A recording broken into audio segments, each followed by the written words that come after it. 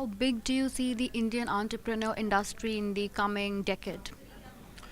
Well, first of all, I think Indians, as such, I think have one of the greatest entrepreneurial spirits in the world. You know why? Because we have no such thing called social security in India.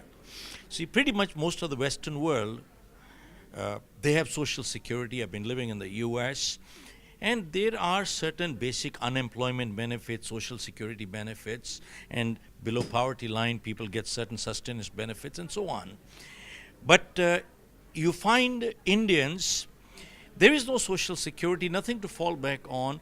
So you have no choice but to fend for yourself and survive. So today, a person who buys bananas wholesale, sells retail, what is he? He is an entrepreneur. He has no choice because he has to take care of his family. So I think we have learned to do with little, with less resources, optimize our resources, see how we can optimize them and take it to a certain level. So that has been a big advantage over people. And then people like us, they have faced setbacks. And when they face setbacks, what choice do they have? They have nothing to fall back on. So they've learned from their mistakes, and they've learned how to turn a setback into a comeback. And you find most Indians, overseas, most NRIs are doing very well. And even within India, I would say, people who are fending for themselves, who are go-getters, they're doing rather well. Now, they're doing well in spite of a negative environment. I would say the environment is negative despite that. But can you imagine if they had a good environment where they would shoot? So I really feel it is high time that we should align the national interest with personal interest and move forward, which really should be started off from a political leadership. So do you think this step by the government called demonetization is going to affect our economy, maybe in short run or long run? I think the demonetization of money that has taken place, I think the intention was very good. They wanted to eradicate black money, which everybody wants to even today, get rid of black money and corruption, and of course the counterfeit money. But you see, unfortunately, very poorly planned, very poorly implemented was the worst thing. They should have distinguished between black money and black currency. Sadly, they didn't do it. And just 30 days before, till September 30th, they had given an amnesty scheme to the country to declare all the black money.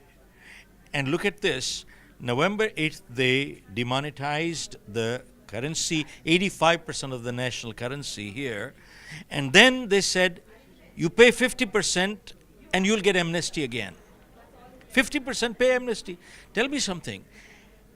Had they announced in September, they wanted to keep it secret to be effective, which they really have not been effective. Had they announced right at that time in September that we are going to demonetize this money, the currency owns 500 and 1,000, and anybody wants to declare and they pay 45% and do it. You know something?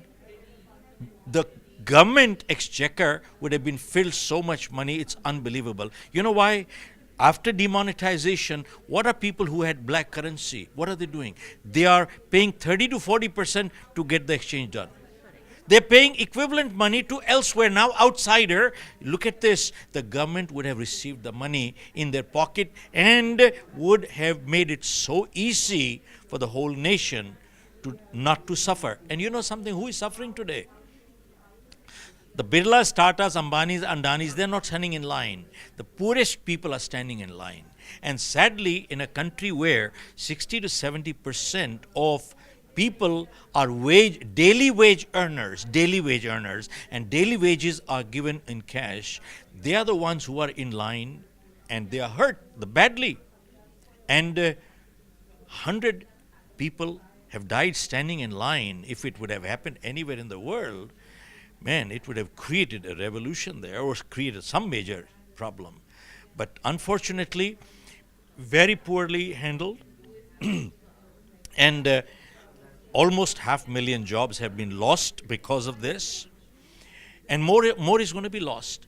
And there are estimates that the cost, monetary cost of this policy is going to be somewhere around 1,50,000 crores. I think that is absolutely incorrect, in my opinion. Just transport industry alone has been losing close to 5,000 crores per day, 5 to 6. That makes it 150,000 crores, just one industry. If you look at other industries put together, my thought is that you are talking of close to 3 to 400,000 crores of loss that is going to come up in it, which is massive.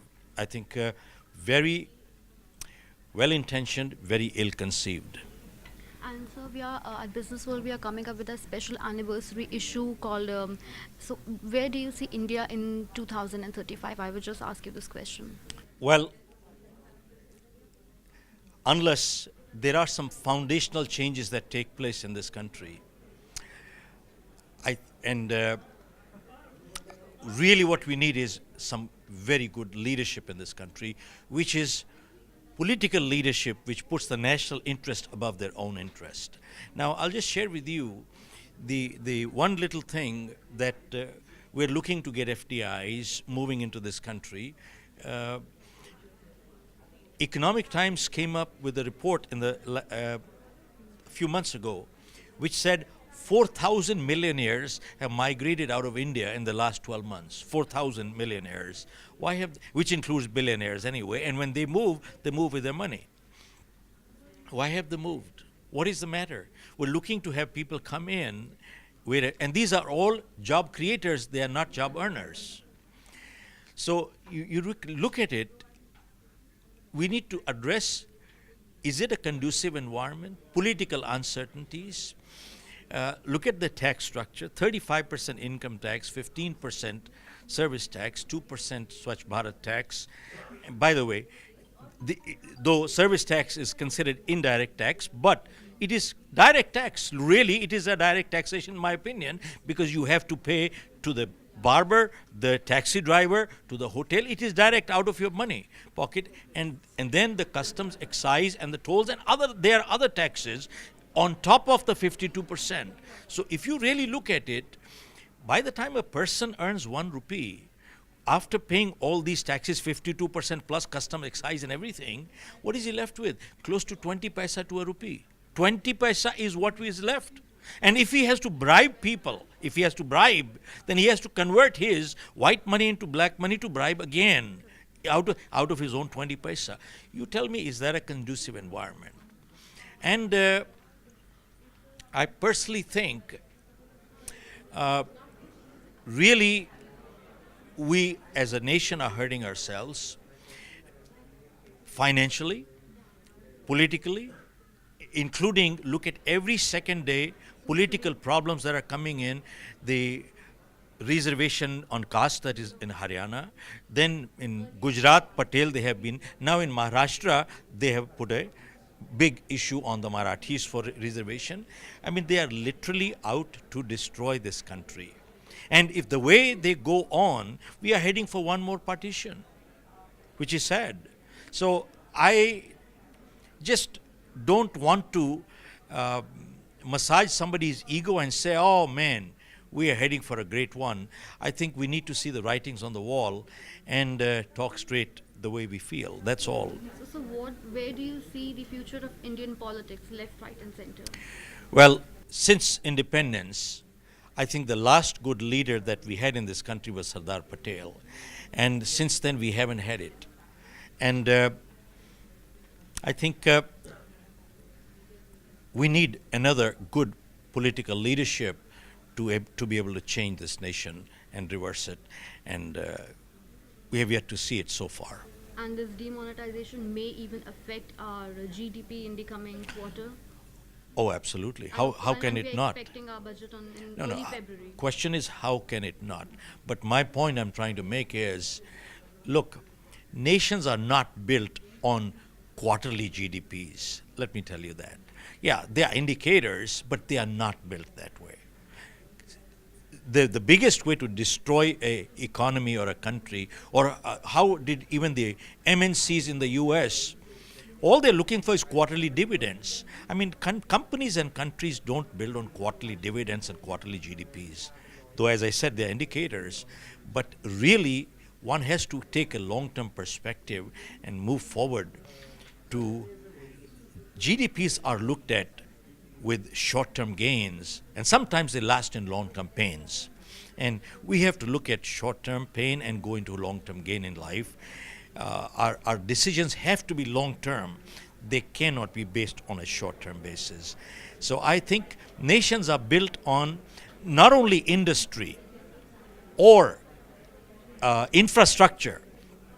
Nations are really built on national character, which is our human capital, though they have created a skills development ministry and so on, no doubt about that. But I think the character building is crucial more than skill building. Unless we build that character in this nation, which starts from the top, which totally starts from the top. All people are doing is figuring out ways how to convert their black money and into white money. And most people who have the black money is what? Inventory, gold, real estate or something. But you know something? The biggest component of the black money which has come into India through FDIs is the political money and the bureaucratic money which has come through Mauritius and other sources that has come back into India. That has become black money haven. Right. But you can't blame those countries, Cayman Islands and all. It is not the problem with those countries. Well, they have their law, which is wonderful. They have double taxation treaties to prevent you from double taxation, which is wonderful. But you see, the problem is the corrupt money which is generated here, routed through there, and brought it back here. So how can you blame them? You can't blame them. It is the generation of that money which is here, which is the root cause. So you maintain the cause and you keep addressing the symptom, it will never work. And sadly, they are addressing the symptom and not the cause. So only in one line, do you think India will become the biggest economy ever? Well, who cares? No. You see, India will become the biggest economy in the world.